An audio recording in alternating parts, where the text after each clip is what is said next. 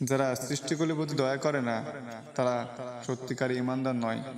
এ ব্যাপারে হাদিসে নবী করিম সাল্লাল্লাহু আলাইহি সাল্লাম ইরশাদ করেছেন, ইরহামু মান ফিল আরদি ইয়ারহামুকুম মান ফিস সামা। জমিনের বাসিন্দাদের প্রতি দয়া করো, তাহলে আসমানের বাসিন্দা আল্লাহ তোমাদের প্রতি দয়া করবেন।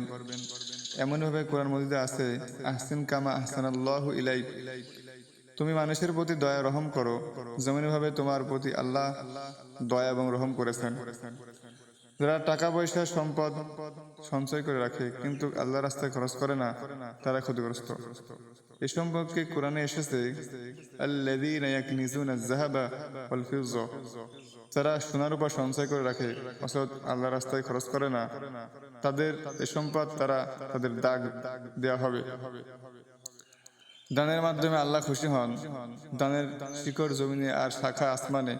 সুতরাং দানের মধ্যে হাতকে সম্প্রসারিত করা উচিত। পক্ষান্তরে যারা দান করে খোঁটা দেয় তারা যেন বৃক্ষের মূলে করাত চালায়। খোঁটা দিলে সমস্ত নেকি বিনষ্ট হয়ে যায়।